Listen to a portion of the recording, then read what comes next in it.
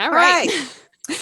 Welcome, everybody, to episode 83 of Eat, Drink, Write, an Urban Fantasy Whiteboard. And this week, we're going to finish up talking about the plot archetypes, the 7, hmm which, that's all debatable 5, 7, 100, 1,400, and whatever that Yeah. guy said. Right. But we had done the 7. So we're going to finish those up. We got 4 more to do. So we're going to try to get those through so it's not too long of an episode. Uh, Right. how was your week? Um, it's good. I have been working a lot, so Mm-hmm. mostly work stuff. I think last Monday I had that big meeting I had talked about, and Yes. so last week was just following up on that and getting some stuff done, and it was pretty productive, which is nice. My girlfriend is moving into my apartment, so we did Yay! that. That's so Um, exciting. Yeah, and so she'll be officially moved in a couple of days. So we're doing all the moving stuff and hired movers and all, it's 104 degrees as we're moving. So Yeah, yeah. it's been exhausting and very hot, but we've made it quite the adventure. So it's a lot of fun. We went up to New Jersey to help your sister move into her new hmm apartment. And it was Yeah. so funny because the weather, I'd look at the phone app and it would be like 102 down here. Feels like 102. And up there, it was like, 82. It was hideous. It was so gross down here. And I live on the second floor. She lives on the second floor. So we Oh, were up and down God. stairs. Yeah. Yeah, my whole body is sore as well. And she hmm lives on the first floor, but just the scrubbing and the vacuuming and the cleaning and the moving boxes and unpacking boxes. And oh my goodness, Yeah. I am sore in places that I didn't know had muscles, I swear. Yep. Yep. So our week was a good week. It was great to go up and see her. Flew up there. I actually didn't mind the flight. Good. Was a little bit less of an adventure this time than it was when I went with you. Oh, yeah, that was excessively fun. Yeah, this time I knew what to expect, so it wasn't nearly Yeah. as bad. So your dad was like, "I'll just follow you. You go," and I was like, "I know what I'm doing. We can do this." So, what are you eating and Yeah. drinking? So we're doing this at our normal, like, before dinner time. So I Mm-hmm. will be eating, I'm gonna make like a chicken spaghetti type thing. Oh, And it's gonna have like a bunch of like peppers in it and onion and chicken and then just pasta. So like it'll be pretty good. yeah. Pretty soon you're going to be making your meals together. You'll be cooking for I each other. That's so know it's gonna be exciting. adorable. We like to cook together too, so it'll be a lot of fun. That's neat. Yeah, we already ate actually. Your dad knew we had to do some episodes tonight, and Yeah. so he made spaghetti early. So we Oh, had you guys had spaghetti too. spaghetti, but not it was not chicken spaghetti. It was beef spaghetti, Oh, fair enough. and it I was like I keto. like So chicken. Oh, we had nice. the keto noodles, which we made the regular noodles for your littlest sister. Right, So right. she had her regular noodles. Spaghetti's one of her favorite meals. So It's so good. It's delicious. okay, I have jokes. Wait. What are we drinking? What are Oh, you what are we drinking? drinking? I'm drinking my rosé champagne. Y'all, I am just exhausted. I know this is boring. It's the same thing I drink every week, but I am just so tired. Although my parents' 65th wedding anniversary is coming up this coming weekend. And I Yes. ordered, which is the Sapphire wedding anniversary. And I ordered Yeah, this yeah. Sapphire Empress gin that I'm going to make a signature Oh, cocktail with. And that came in today. So that was exciting. nice. Very cool. Beautiful blue color. You would not believe the color of that Ooh, gin. And I'm I introduced excited. your dad to the French 75. Yeah, did he like them? He loves them. Wow. Okay, Yes. okay. Yes. And Very nice. Courtney loved them. I So know she did. She texted me about yeah, them. yeah, she had a hangover from them. Yes, she did. She liked them a little too well. A Well, little bit too much. what are you drinking? Are you drinking a cocktail or are you too tired to drink tonight? Yeah. Yeah, so it's something that I've made before for the podcast, but it's a green tea vodka soda. That is so cool. That's neat. Yeah, so it's pretty good. I use just bottled, pre-bottled, pre-made green tea that you can get at the store. So it's got like this kind of lemony flavor to it. Okay. I think I want to try making, my own teas because I got it. So Sydney's moving in with me this week. And so we Mm-hmm. were going through my kitchen to see like what all we can throw out. And she has decided that I have a tea problem. And so I'm going to start making like tea cocktails and I'm going to try experimenting with that because I've got a bunch of different kinds of teas. That is very cool. So, Very, so very maybe cool. next week I'll have something weird. That would be fun. And then you can tell us Yeah. all about it and tell us what the recipe is. I like it. Yeah. All right. Okay. Now I have jokes. And Now you have jokes. Let's hear it. Still along the line of the main character thing because we're still doing plots Okay. and they're driven by the main character. So Right. why is SpongeBob the main character when Patrick's the star? Oh my gosh. Okay. It makes sense why Emma Watson is both Beauty and the Beast, is in both Beauty and the Beast and in Harry Potter. Both of the main characters are Harry. Oh. Oh. That's terrible. That's horrible. I know, and I'm afraid I might have used this one before. It's pretty bad too. What did Arnold Schwarzenegger say when he was offered the role of the main character of a movie about an 18th century German composer? Ooh, I'll be Bach. I'll be Bach. Yeah, very good. Yeah. Nice. Okay. So we'll jump right in. We've got 4 more to get through. So the next one on the list was mistake. Right. So this is that plot line where an innocent person gets caught in a situation that he doesn't understand, and he's got to overcome foes and dodge dangers that he never expected or knew existed. It's action oriented. This plot line is, and like I said, they're sucked into this. It could be a place. It could be, like with frickin' fairies. She's still on Earth, but she just has learned that there are fae. Right. Which she didn't know about. So it just depends. Yeah, and I think this is probably one of the best, if not the best plot type to toss a character into just sudden danger and seeing what they're made of. That's because like we're sadists. Well, no, you're not wrong. Like I think all of my characters would agree with that. But yeah, no, I think this is a really good plot type for like a out of the frying pan and into the fire type of situation. Mm-hmm. Oh, before I go on, I forgot to mention for those people watching this video, this picture behind me is actually of the Juniper Rooftop Lounge in Greenville, South Carolina, nice. Where my sister and I spent middle of the week together, Tuesday, Wednesday, and Thursday a couple weeks ago. And it was absolutely gorgeous. So I wanted to use it as the backdrop of this episode. So it looks super pretty. It was so gorgeous. It was kind of loud though. They had music going. So it was very hard to hear. You couldn't barely hear your waiter coming to try to order. Yeah. But very, very pretty. And the view was spectacular. Oh, very nice. So, okay, moving along. Act 1. So setting the stage. Mm-hmm. So in this plot line, this is where we see the character as they are, oblivious to everything else, lock their keys in the car, whatever normal, mundane, everyday things. Right. It could be something supernatural like for fantasy or urban fantasy, or it could be something along the lines of a crime world or something that I'm talking about that they find themselves in. Right. So what this made me think of was Enemy of the State. And it's an old movie. It's a 98 movie, but it's got Will Smith in it. And I'm a big Will Smith fan. Right. Yeah. I don't think I've seen that one. It's a really good one. And, I think I've seen every one of his movies. I think he's a phenomenal actor. Yeah. But he's this lawyer and he's shopping for it's Christmas time. And someone that we, the reader or watcher, so to speak, knows is going on in the background. He is oblivious. And this person has a video of a politician killing someone.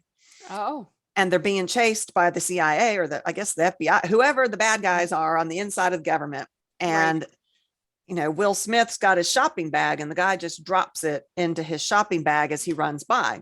Poor Will Smith. Will Smith has no idea that any of that has even happened. And all of a sudden he finds himself in this world that he didn't even know existed, doesn't know why. And that's the start of this mistake plot line for that movie. Sounds like a good movie. I should watch it. Should watch it. It's got really good actors in it.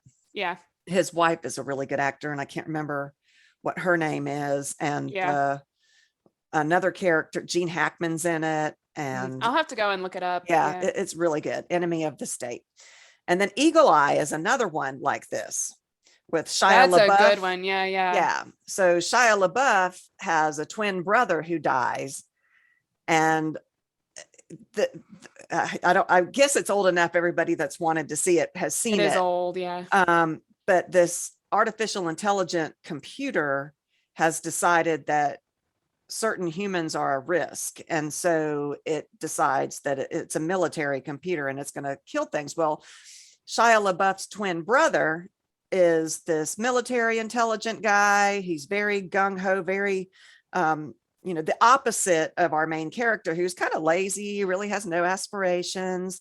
And the lazy guy gets sucked into this plot because as a twin, he's got the same DNA that his brother had, which is the only, I don't know if it was an eye or fingerprints or something. Yeah. That was the only thing that could beat this AI. And he gets sucked into it because the artificial intelligence tries to take him out. Yeah. Because he's a threat. And I love Shia LaBeouf movies. Most of the older ones, I don't know about the newer ones, but I don't either. Yeah. I think he's also a phenomenal actor. He's haven't seen much lately, but Eagle Eye was a good one. Eagle Eye was good. Same mistake plot. And then we've talked about Beck, who's this normal girl who gets sucked into the world of the Fae. And my Kata novel also is this normal girl who gets sucked into this other world where everybody thinks that she can save them. And she's like, I didn't even know other worlds existed. And now I'm here and you think I can save you. So. Right. I kind of feel like this, it's less of a mistake and more like a realization type of plot, like like they discover it kind of thing. Not like they do blunder into it. Like it's not as if they meant to discover it and that is where the mistake is. But I feel like it's more about realization than it is about like them making a mistake or something like that. Yeah. I mean, that's like Will Smith's character. There's always been a crime underbelly, and there's always been the stereotypical politicians that are out for their own best interest. He just, like you said, happened to discover it. Right. It was always there. Yeah. But so in Act 1, you're setting up what the normal is. Yeah, which I think is probably common, like a common element among any plot type. Yes. I think that all of these acts are very similar for whatever plot you're using. There's just little bits of tweaks that you do for the different for each types. One. Yeah. So the inciting incident in this kind of plot line is whatever it is that pulls them into that world, into that plot, into that realization. Yeah. So Will Smith's, it was the being slipped the video. For Beck, it was suddenly being given the sight where she could see the Fae. For Kata, it was a naked person running into her shop trying to kill her and another naked person coming and saving her. Right. I mean, talk about shock value there. She's like, what the hell is going on? So Act 2 is where your character in this type of plot line learns to deal with or begins to come to terms with this new world that they're in. Right. They realize they're stuck here, that this is real. This is something they can't get away from, and they have to figure it out or usually die. I mean, sometimes that is the ultimate consequence of not figuring it out. Right. It's also the part of the plot where we get to see what our character is made of, which is my favorite thing, honestly. I think so too. I love it. It reminds me, and I always talk about this movie, and you haven't seen it yet, Truth or Dare. Yeah. Where that girl in that movie and her plot, her character arc, she finds out that she's capable of things that she never knew that she was. It never even crossed her mind that she could be capable of something like that. There's often a shift in alignment in this kind of plot line. Yeah. where they find out exactly what they're willing to do to survive. Yeah, I definitely think the Fever series, just as an example of an urban fantasy series, it fits this plot type a lot I because think you're right. her sister dies, and then so she goes to Ireland to solve her murder, or try to get them to solve her murder, Mm-hmm. and is tossed into the world of Fae. Yeah. And she absolutely changes as she, discovers more about that world. Yeah, that gives me the chills because that really is a really, It's so really good. good novel, good series. And there is a lot of character development Yeah. throughout that whole series. Really well done. Act 3 is the frustration and fear part of the book, where this is the point where the reader sees there's really no way out for our character. Right. The antagonist, whoever it might be, the AI in Shia LaBeouf's movie, has all the answers, is able to counter every move that our protagonist is making. Um, they're at an advantage because they know the storyline. They've been the bad politicians or whatever. Right. So they're way ahead of the game. And our poor character is trying to understand it. They never even knew it existed. So they've got this huge learning curve that they're trying to combat. Yeah, definitely. I mean, it makes a lot of sense. They don't know anything about this world. Yeah. So Yeah. In this plot line, there may have been a mentor character. oh Like yeah. in the one with Shia LaBeouf, Gene Hackman is the mentor character. Yeah. This would be the time of the book where that character dies or disappears or is unable to communicate with our main character, leaving them to have to try to figure out what to do. What the hell is happening, like, on their Yes. own? And Yes. I think that's like super necessary too, because if the mentor character is always there, then they're always going to have someone to run to for answers, and it's you get to see, like you said before, what they're made of when Yeah. this mentor character is gone. And we did an episode on mentor characters and how Mm-hmm. to twist them up. So go find that one. I don't know what number it was, but Yeah, no. um, Act 4 is the resolution. This is where the character comes to terms with their new reality, embraces it. This is the way things are from now on. They figure Yeah. out the new world, or at least understand that they're a part of it, and that's not going to go away. They're beyond the denial stage at that point. Beck had a really strong denial stage there for a little bit. Yeah. They defeat the antagonist. And then in the final act, it's the acceptance. They found their new reality. They're able to be grateful for the new depth in the world that they found around them. Yeah, absolutely. I think that the finding of the new reality, the being accepting of it, is really Mm-hmm. the point of the end goal, I guess, for this plot type. I do have a couple of tips for writing this type of plot, All right. which I didn't do for every single plot type here today, just because I had some thoughts of it as I go through notes or whatever. But specifically for the mistake plot type, pay attention to your character reactions. Make sure they're realistic. If someone transformed into a werewolf in front of me, like, I'm going to be shocked, and I'm going to be trying to cope with exactly like what I just saw. I think I will think it's cool eventually. I think I'll be like, oh my God, that was really awesome. But I'd at be first I'm like, going, what the hell just happened? I'd be going, right? I knew it, right? Yeah. So I think just be aware of how your characters react, and it's going to depend on your characters' personalities and That's right. how Like they typically look at the world. Styles in the Teen Wolf would have a Yeah, totally different reaction than another character. Styles is so funny. he's hilarious. So yeah, he might be the one going, right, I told you, I knew that was it, whereas someone else would be screaming and running the other direction. Right, So, exactly. yeah, I think I would just be really shocked, and I'd be like, that just happened. Did you see that happen? All right, cool. That was cool, right? Make sure to raise the stakes. And I say this a lot. I say this for every plot type. It's probably going to be relevant for every plot type.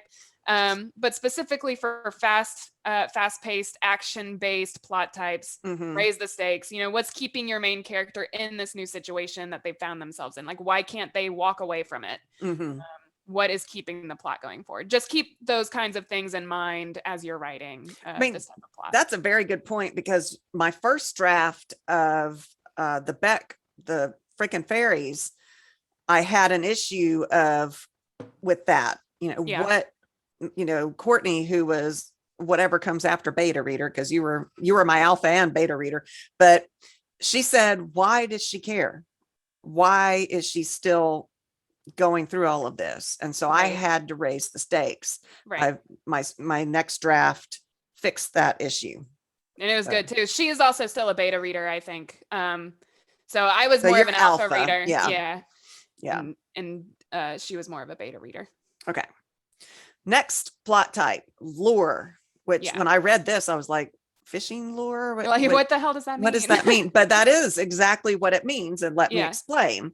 A person has to decide whether to give in to temptation, like revenge or rage or some other passion. They go after it, just like a fish goes after that fishing After lure. the lore. Yeah. Okay. Well, okay, fair. I feel like a lot of stories follow that plot type then, because like, Mm-hmm. how many movies and shows are focused on revenge after the loss of a loved one, after their family is killed or after their Yeah. significant other is killed. So that might be part of an action adventure Right. story, all of those Jason Statham ones where family's Mm-hmm. been killed, or Liam Neeson. Yeah. Yeah. Those are 100% lure, where he's rage and revenge or saving his loved one, Right. whatever. Right. This kind of plot line, the main character grows from discovering things about themselves. The main emphasis is that temptation. Right. Right. So like, think of Pandora's box, don't Yeah. open the You want to box. open the box. Yeah. And she does. She succumbs to that temptation. Right. So that's what you need to think about when you are writing this plot line. Is your character going to succumb? Is your character going to not succumb? Are they going to be strong enough to resist that temptation, or do they follow through the temptation? And there's two possible outcomes. If they go through, it could be a good thing or a bad thing. Yeah. It could be a tragedy. So act one, of course, is setting the norm. Yep. At this point in the book, you see the characters' norm, their usual. You learn about what their secret dreams are. So if it's going to be revenge, then you've got to set up the backstory in this act as to why they are led to being at this norm. Right. Yeah, I will say on that point, use hints and dialogue to get it across. You don't want to use info dumps. Like, you don't want to get that, because backstory is so difficult to get across in Act 1. So just make sure you use, like, hey buddy, I know it's the anniversary of, that thing or whatever, get across, something, use dialogue and hints and, just clever ways to get it into that Act 1. I like using your character's behavior. Mm-hmm. Like horror movies are very good. You've got this broken person and you can see they're broken from the very beginning, but you don't know why. Right. And like you said, you're getting hints as it goes through, which is drawing that reader in. Right. Right. Why are they so broken? What is wrong? But you're letting people know, okay, she's afraid to go outside for some reason. She only opens the door long enough to look through it to see who's there. So that kind of thing is the norm, and there's a reason why they're there. Yeah, that was a really good way of putting it. I like the way you described it. Yeah. So for any of those temptations, you've got to let your reader understand their past as it relates to this new norm. Like a former modeler actor who's aged, and I mean, this is stereotypical, but they're no longer what they were in their heyday, and they're so sad. They're now being offered the roles of mother characters instead of the hot girlfriend. Think what would tempt them into crossing lines. Right. What if there was a drug or a lotion or whatever that could make them young and beautiful again? Yeah. What would they be willing to do to get that back? There was that movie, Juniper something. Jupiter Ascending. Oh, Jupiter Ascending. I was like Jupiter Rising, something like that with Mila Kunis. Yeah. Kunis. So in that one, the rulers of the whole universe, thought nothing of killing beings for they took the essences and they soaked themselves in it, and it made them young. Yeah. And so at some point in their lives, they crossed that line where it was okay to do that. Yeah. Yeah. So think about what lines you want your character to cross. If you're going to have them cross lines, what is that going to do to them? Right. And what does that mean for the world around them? Like, how are Mhm. other characters going to react? Mhm. So you've got to know what it is your character wants, and you've got to let your reader know that too, through the subtle hints, that kind of thing. Right. Right. There's a lot of character growth in this type of plot. So you've got to set up who they are at the start and plan out what's going to cause their changes and how those changes are going to change, Right. to decide whether they're going to be able to resist the temptation or whether they're going to be able to not resist that temptation. Yeah, exactly. They don't have to. You don't have to make it, oh, my character is brave and perfect and didn't go down that rabbit hole. Sometimes falling into that temptation is what you need for your book. It might be what you want for your book. Absolutely. Your book could be a tragedy. Yeah. Or you could still twist it so that it has a good ending.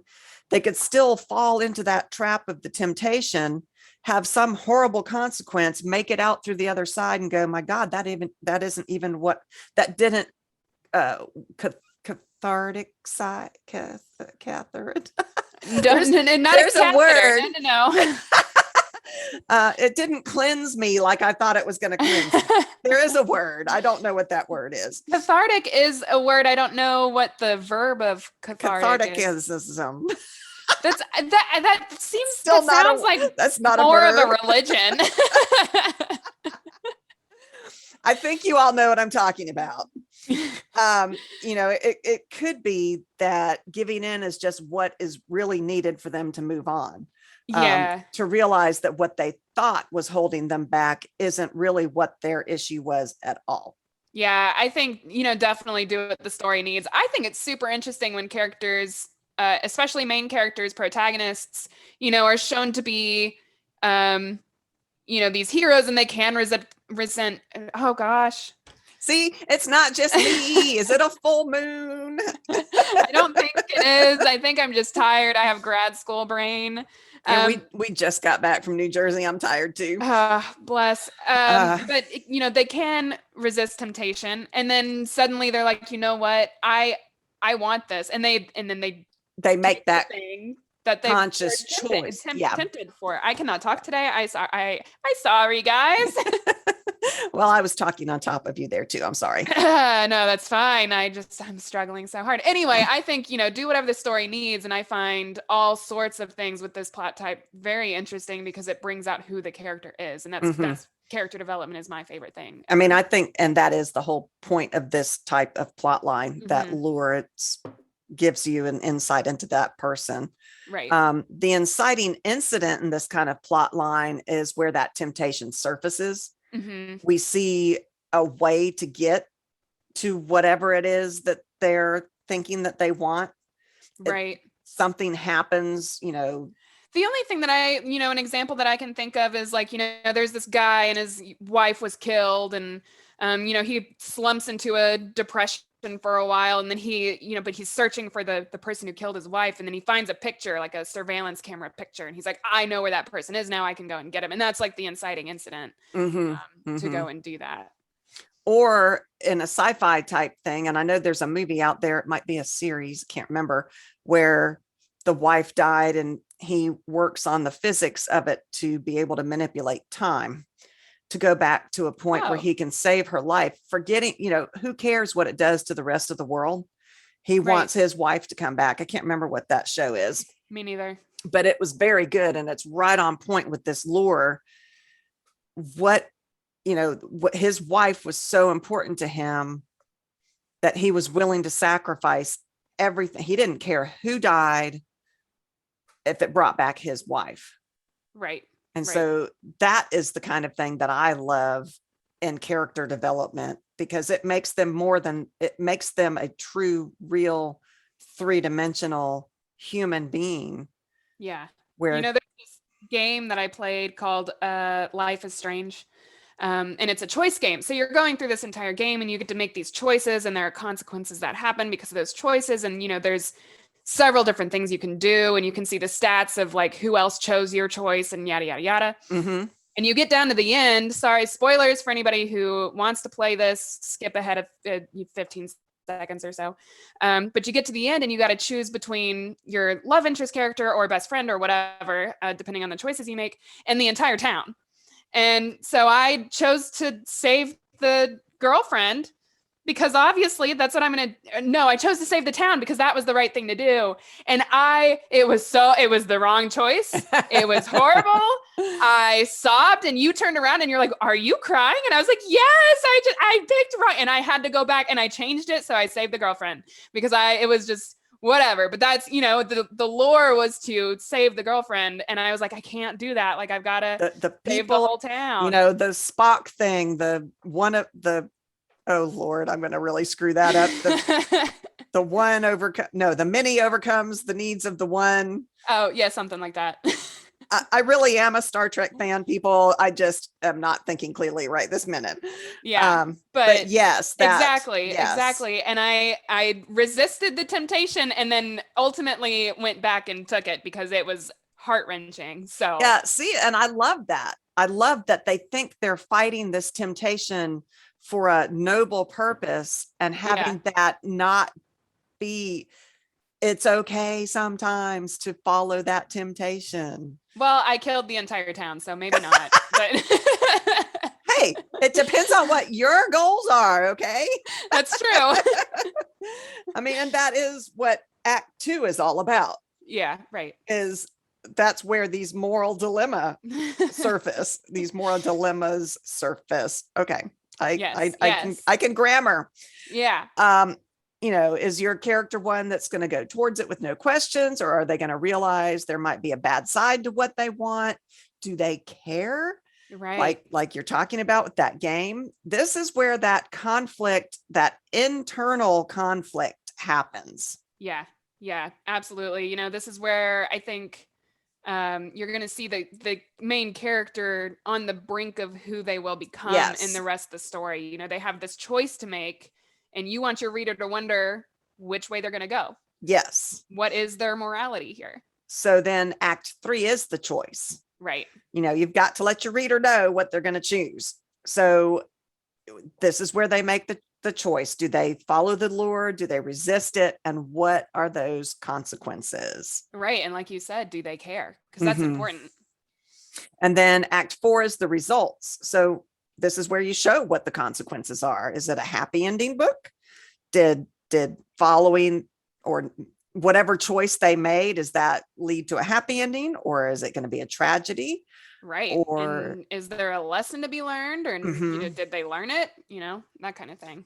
And then the final act is where you tie up the moral of the story. This is kind of a morally driven plot as well. Yeah. And you can have so much fun. We did a whole bunch of episodes on the character alignment.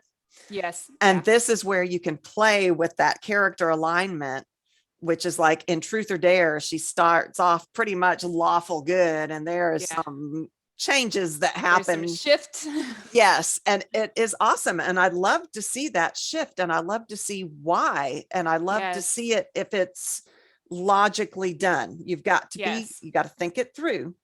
But yeah, so it could be that it could have a sweet ending where they realized it just wasn't worth it to go after the revenge, and what they have is more important than their revenge or their rage. Or it could be a tragic ending where they succumb to it and the consequences are tragic. Or it could be that was what they were supposed to do. They had to go after this lure and succumb to it to get through to the other side, where they could be, there is a word, no, it's not cauterized, because that's not it. I'm killing off people, and just with my words right now. Well, Anyway, you're like trying to say cathartic, but I don't know what the verb I'm is for trying to that. make it a verb, I guess. I guess I don't know. catharticized. False. That's not. False. Yeah, Wrong. that's not Wrong, right. mom. Wrong. Okay, let's move on to the next All one. right. So the next one is race, and we're not talking about race. We're talking about like running race, like not skin color, that kind of thing. Because when I Right. read this, I'm like, how is race? What? But they're talking about like, you know, Yeah, like running a race. I think that running was a a race. yeah. Yes. So to me, this is a lot like the adventure plot line. Yeah. Very, very similar, except for this one has a time crunch to it, whereas an adventure one doesn't have to have a It time doesn't crunch. necessarily have a time crunch. Yeah, and I think this type of plot is also more of it's an opportunity for a head-to-head type of situation. There's an Mhm. opposing force at work, be it there's a hurricane on the horizon. It doesn't have to be a person, but there is some opposing force that is enforcing this this time crunch. Do you remember the Kresley Cole book where I can't remember which one it was, where it was an actual race. They were racing to find these talismans. It's book 2. What was her name? Caterin. Caterin, that was it. I don't know why I remember that. I read that like 10 years ago. Yeah, that is a true race plot line. That book was a race plot line. Yeah. But there were obviously all these other plot lines in there, and it's a romance too. So romantic plot lines, that kind of thing too. Yep. But it was a true race. It was like an Olympic type competition where everybody was racing to find these artifacts. It's probably about time I reread those books. I know, me too. She's Me not too. like writing them anymore though, so it's like She moved on to the young adult, and then she moved right. on to the erotica, Yeah. and she's been fabulous at both of those. But it's time to come back to the Immortals After Dark. We're ready. Yeah. We're ready for Yeah. another one. But anyway, this is still an action type plot line. So the characters are chasing wealth or fame or whatever it is that they're chasing, and they have to overcome others to succeed. So like we talked about last week, Tomb Raider, where he was trying to get to whatever the artifact was, and solve the issue. This makes me think of that movie. Do you remember? I've been thinking about, apparently this is all reminding me of lots of movies. You remember that movie? It was called Parallel. No. Did you watch that one? Oh, you should watch that one. It's where this group of friends, they all live together in this house, and they end up finding this mirror in an attic, and it takes them to other worlds, other dimensions of the same world. Oh, okay. And time moves differently there. So in this one, they're working on an app together, some kind of meter maid app, and their arch nemesis is going to get it done first and make all the money, and they're going to be homeless and horrible things. They realize in this time moves differently in these other worlds, so they order a whole bunch of pizzas, take the pizzas with them through the mirror, and they work day and night in that slower time period, and they are able to beat their nemesis and get the app done first. So they find a cool magic mirror and they use it to build an app. It twists after that. Okay. It's a horror movie. So fun. Okay. It is one of my favorite. Of course, I will have to find that. I love horror movies, but the plot line, it actually merges with a whole bunch of different plot lines. There's romance, there's lures. Lure is actually a very good example of this movie as well. Gotcha. Okay. But in the beginning, that is how they thought, in their little simple wholesome state before they discover other things. It was a race. It was all about beating their nemesis, who was an asshole and stole their plans. And because he stole their plans, he was ahead of the game, and it was all about this race in time. Fair enough. All right. So, but yeah, you should go watch that. It's Parallel. So Will do. act one, again, setting the norm. This is where you learn of the need for whatever it is at the end of the race. So in that movie, in parallel, we learned that the guy screwed them over, took their designs, and is going to beat them to develop this app. So that's the norm in this. That's Right. So we're learning why this thing is important, I guess. yes. It could be a race for a cure, which Oh, is yeah. really apt with, the coronavirus that we've dealt with in the The current past year. times. I know. Yes. This is where the character learns of that time crunch, that time, the essence of that time. Right. In the movie Sleep, I think, Oh, did you watch that one? It's a new one, no, 2021, I think. I don't think I have. There's one. Are you sure it's called Sleep? Because there's one called Awake. I think I know what Oh, you're talking about. Awake, where Jane Okay, the okay, Virgin okay. actor. Yes, yes, yes. Yes, Awake. Awake. Okay. So Awake. Have you watched it? No. Okay. So something happens all over the world that causes people not to be able to sleep. That's the inciting incident in that particular plot line, and it is also a race. That plot line is a race, Right. because when you are unable to sleep, there are dire consequences. You can die from not being able to sleep. So Yeah. that is that. So act two is all about the time crisis. That's where all these barriers are thrown up. They're trying to get to whatever it is that they have to get to, and you're throwing rocks at them. In Awake, that was where they realized, oh God, you can die if you can't sleep. And so the stakes are upped, as you said. People react differently, which I think is important to show. Not everybody is going to react the same way to whatever the consequences of not winning the race are. So Right.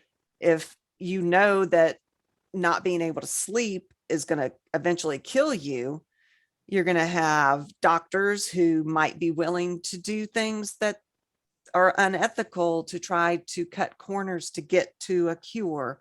You Right. might have cults popping up going, oh, this is all meant to be, or Right. that kind of Right. thing. This is when the race is in its full swing. Yeah. So it's going to be super fast paced, and I feel like also frustrating.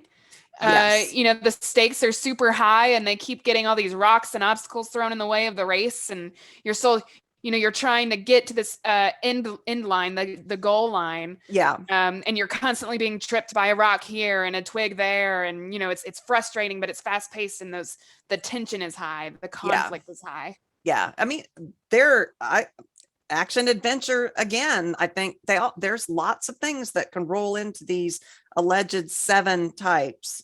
Right. So act 3 is where you get the goods.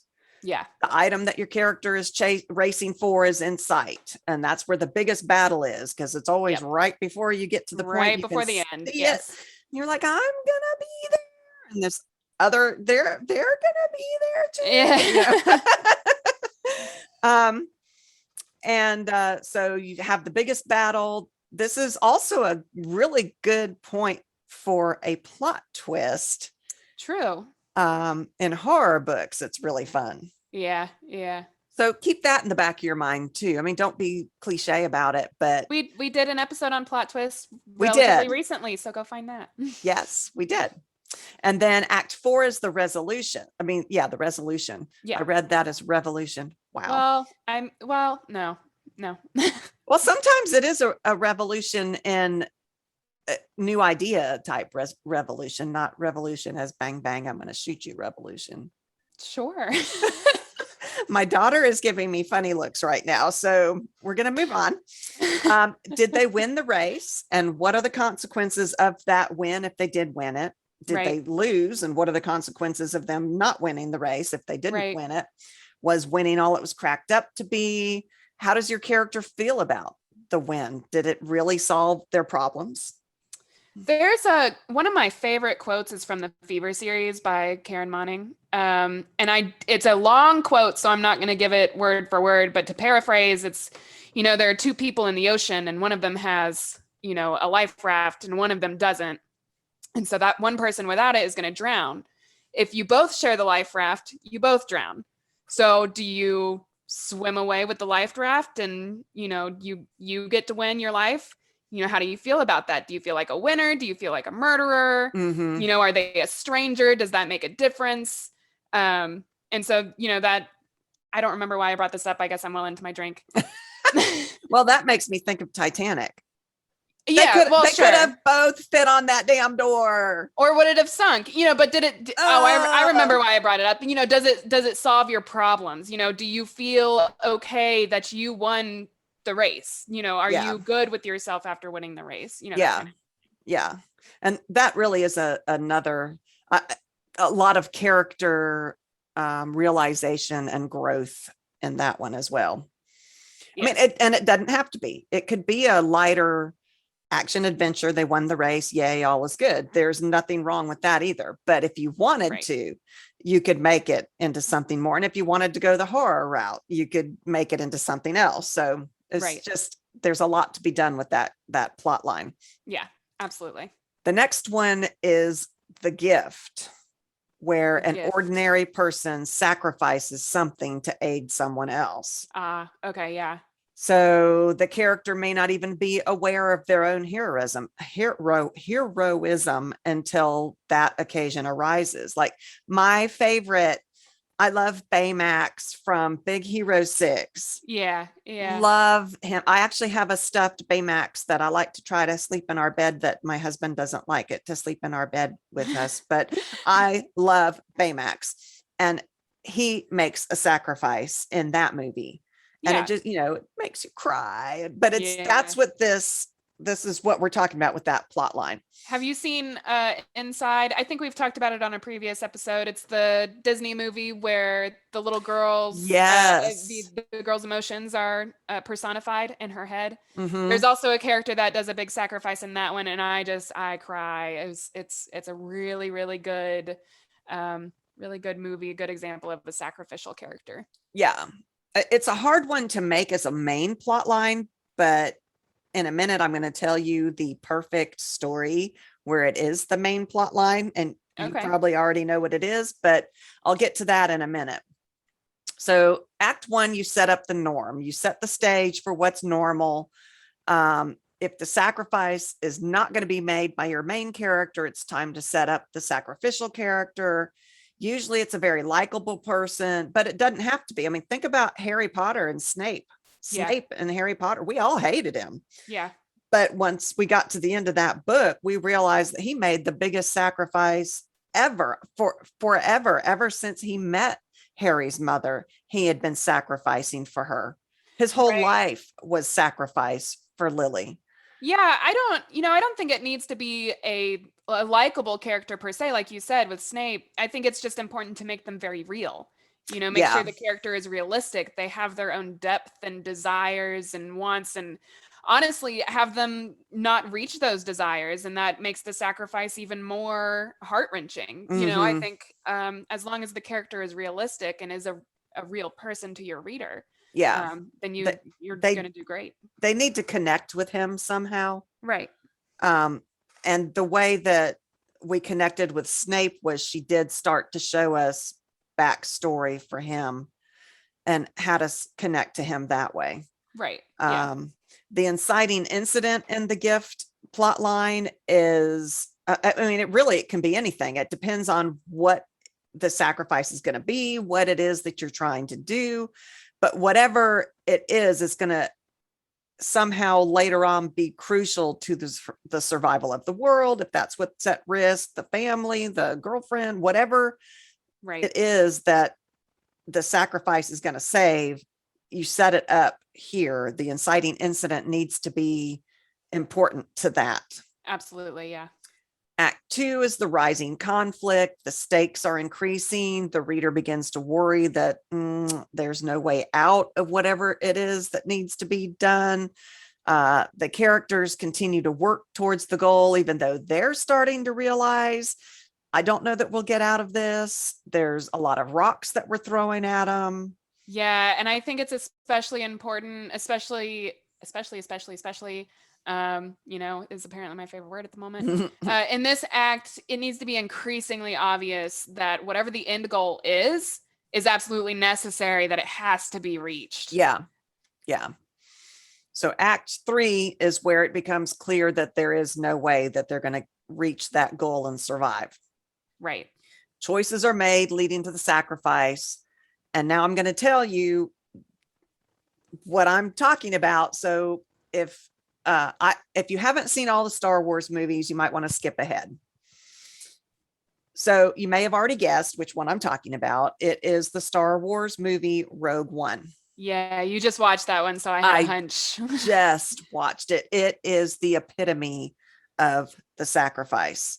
It was so good. Oh my God, it was so good. So this is the stage where the characters realize that even though they aren't going to make it, they're going to keep going. They're going to sacrifice themselves for the good of the universe. And it was for the good of the universe. Right. And in act 4, the sacrifice is made. Yeah, the only thing that I have to say about this part is you make sure it's set up. The character that's making the sacrifice can't do it out of the blue if it doesn't match everything that they've been doing for the whole book.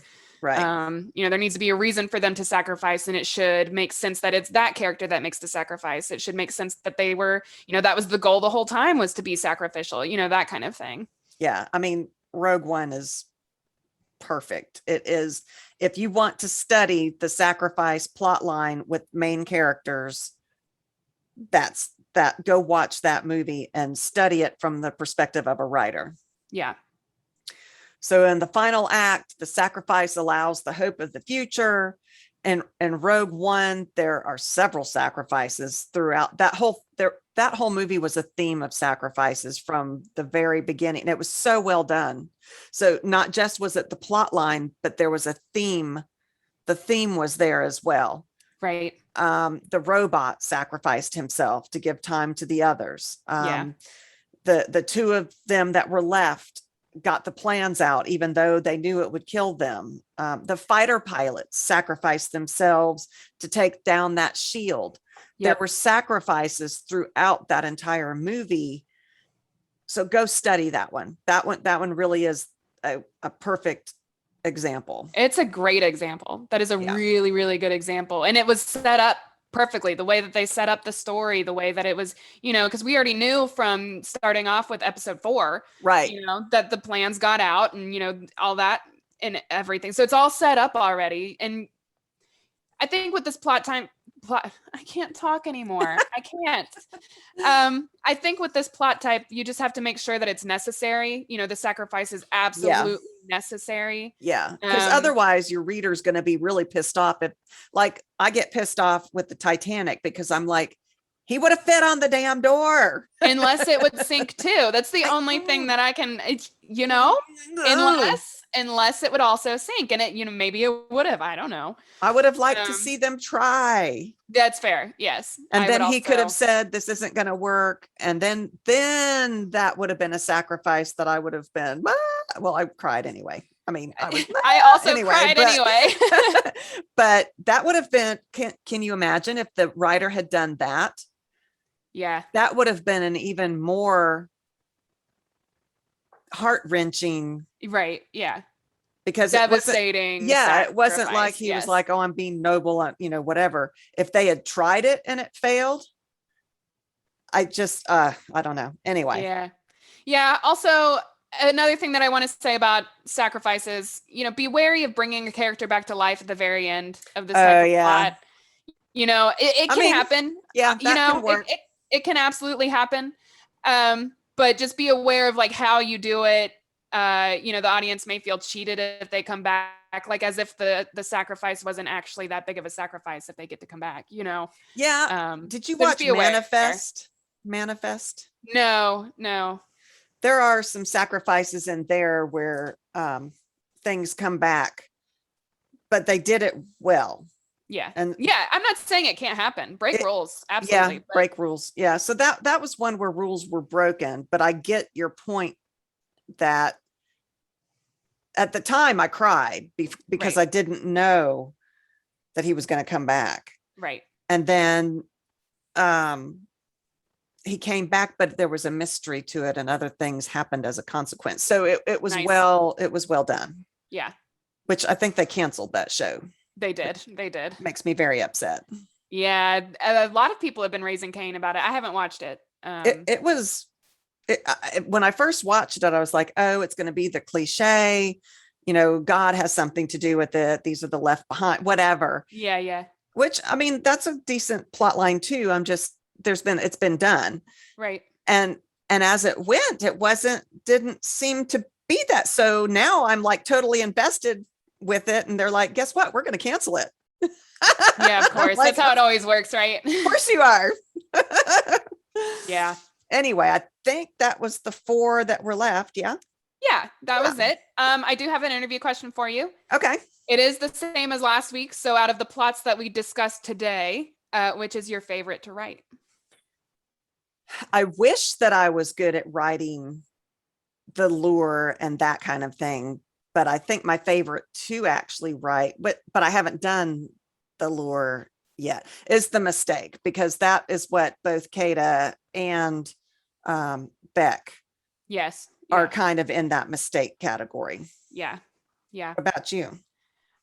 Probably also the mistake. My Ara series starts off that way. So the very first book, that is the plot line, as she gets tossed into the world of Aras, and has to learn how to cope with that and deal with that and understand that this is what she's been missing for her entire life and all of that kind of stuff. And I think as normal humans love that kind of thing, because we like, our lives are ordinary. So what would it be like to find yourself suddenly in this extraordinary brand new world? And we all kind of dream about that kind of thing sometimes. Yeah.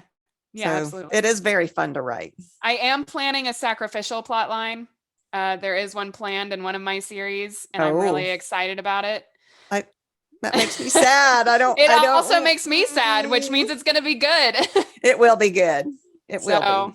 I'm excited to reach that point. It'll be a long time before I get to that. Okay. One. It'll be fun. So, but yeah. Oh, I also have a sentence challenge for those of you who like to do that. So this week's sentence is: a single gift waited on the doorstep. Ooh. Mm-hmm. Ooh. Mm-hmm. I like that one. Yeah. Yeah. So, do with that what you will. Have fun. Okay. Well, thank you all for listening. We really appreciate it. Thank you to our patrons, Jen and Deanna. If you would like to support us, that would be wonderful. Come and visit our Patreon at www.patreon.com/EDW. Any amount of support would be awesome. We're working really hard to try to put things up for our patrons only, because we do really appreciate them. Thinking about trying to do some merch maybe for them, or tote bags or something. That would be good. Yeah. That would be good. Come find us on our website, www.eatdrinkwritepodcast.com. Good job. Yes. Yay, I remembered. You can find our email there. You can contact us from there. You can find links to the different podcast places to listen to us. I think pretty much everything is there. So start there, and we've got Facebook and Twitter, but you can always reach us at our email. So. Yeah, that's probably the best way, is go to our website. Our email's there, and we would love to hear from you. Although we are on YouTube too. So yes, leave us a review, comment on this stuff. It helps a lot if we can get your feedback. Tell us what episodes you want to hear, what topics, what kind of things you want us to talk about. Absolutely. There's lots out there to talk about. So thank you guys for listening, and we will see you next week. Thanks, guys.